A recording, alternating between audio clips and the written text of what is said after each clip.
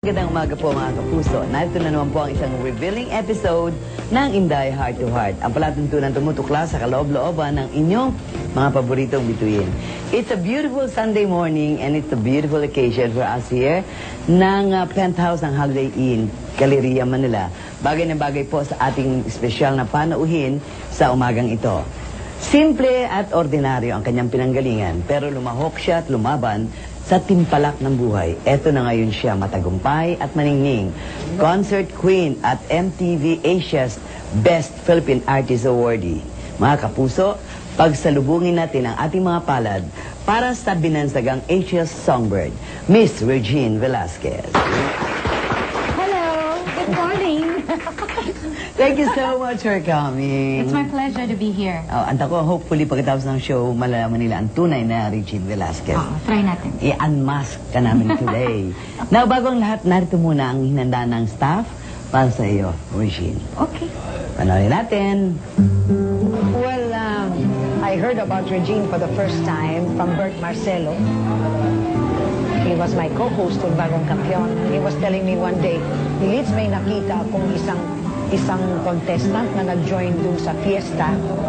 Napakagaling, sabi niya. So I convinced her to join Bagong Kampiyon. And so she auditioned. She passed the auditions. From that time on, she went on to win 8 straight weeks. Then she waited for a little while. And then during the grand finals, that's when she became the grand champion, where her song was In Your Eyes. That's what she sang. I remember her father, Tatay, we call him how he trained Regine. And that's history now. She's already conquered a lot of awards and everything. And now she is our #1 singer in the country today. So I wish her more luck, more power, more love, a new boyfriend. I wish you all the happiness in the world. More power to you, Regine. No less than Pilita Corrales, ang kumilala sa iyong talent. Wow, thank you very, very much. And thank you to Tita Pilita. Alam mo, malaki din ang utang na loob ko talaga kay Tita Pilita. Kasi, alam mo, dun sa Bagong Kampiyon, sila yung mga nagpupush talaga sa amin. First time mo ba siya nakilala o nakita dun sa Bagong? Sa Bagong Kampiyon. I remember, I used to admire her lang talaga with her gowns and all. Kasi ang ganda talaga, beautiful talaga si Tita Pilita. Pero yung style ng pagkanta niya? Oh, yes.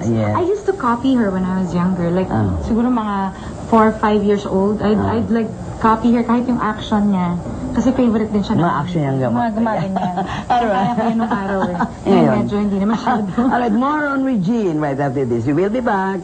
Promise. Sigurado, promise.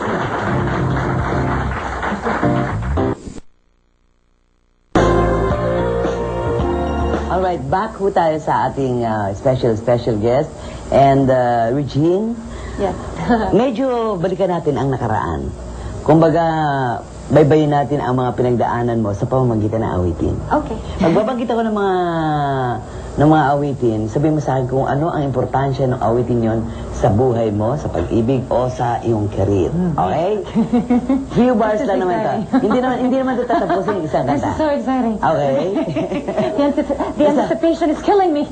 Because of the love. Okay. Number 1. Maestro? Ang ganda, ang ganda. Wala pa. Wala pa. Mamaya ang konti. Sabi ko nga. Maestro? Ayan na. Okay. Bakit ako may hiya? Ano naman? Anong kaugnayan ng bakit ang Napaka-significant actually ng awitin na ito. Okay. Kasi nung pong nagsisimula ako sumali sa mga amateur singing contest, ito po ang aking panglaban. Kumbaga yan ang iyong talaga. Contest piece ko talaga yan. And when I started to sing this song, because I used to sing another song before eh, pagka lumalaban ako sa Bulacan ng mga amateur singing contest, I'd never win. Pero nung kinanta When I started singing this, yun, lagi na ako nananalo, second, first place. Maswerte sa akin yung awitin na ito. And plus, iniidolo ko rin po din si Antis Reyes. Eto, may second song na naman tayo. Maestro? Saan ako nagkamali? Saan ako nagkamali? Ito, significant din yung song na ito kasi ito yung first song na kinanta ko sa Bagong Kampiyon Okay. in 1983. Kauna-unahang pagsali mo ito, no? Yes, 1984. No, in 1984. 84 yung ano, oo, yun. Ito yung unang-unang kanta na ipinanalo ko sa Bagong Kampiyon, and then I stayed.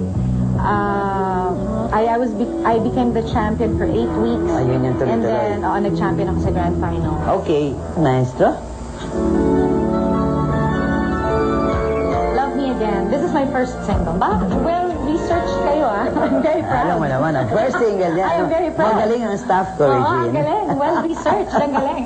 This is my first single under Up to Art. Oh, sa Octa Arts ka pala nag-umpisa? Yes. Yes. Okay. Yes. Kasi part ng ano ko yan ng prize. Na magkaroon ka ng recording sa Octa Arts. Recording contract sa under... Kamusta naman yun? Yung recording na yun? I recorded one single. Hindi na nasundan. Hindi na nasundan. But, because of this song, I was discovered by Ronnie Hinares, who handled me for 13 years. Oh, yun na kumbaga, Yes. nag-repackage Yan ang naging at instrumental. lahat-lahat. Oh, Oh. yan ang yung awitin na ito ang naging instrumental na sa pag-discover sa akin ni Ronnie Hinares. Love Me Again. At ang susunod, ito ang dami nakakaano ng awitin nito. Very popular. Yes, narito ako. Narito. Narito ako came out in 1990. And this was my, All-time biggest hit. yes, my third hit actually. All time, yes, biggest hit. And this was of course originally sung by Marie Chris Vermont. Tama ba? And this was suggested to me by Danny Tan. Lahat yata ng mga songs na napapanalo mo, suggested lahat. Oo, suggested. Actually, kahit yung You'll Never Walk Alone, si Danny Tan din yun. Siya din And suggest. he also arranged that na talagang para sa akin lang. And he gave me the beautiful arrangement also. Ito, si Danny Tan din ang nag-suggest sa akin. Pero the arrangement was done by Louis Ocampo sa recording. Okay. Itong susunod na awitin, hindi ko alam kung ito ang favorite song mo. When I Fall in Love. Favorite mo nga ba yan? I like it. I like it very much. Kasi because of what it says, when I fall in love. Don't tempt me, Regine. Oo, wag na po. Wag na lang. Inom na lang po akong Sige, tubig. inom tayo na lang, pareho. Ano na? Ganda. Ganda, di ba? Ang saya-saya. Okay. When I Fall in Love. When I Fall in Love. Ayun, yun. Favorite mo? I like it, yeah. It's one of my favorites siguro. Kasi madami naman po Siyempre, and you did, di ba? You did. One time. Sometime. Sige po, inom po ulit tayo. Okay, sige. Inom ulit tayo. Maganda to. Nangyari din to sa'yo. Ay, talaga po. Parang kinakabahan po ako dyan. Music, please.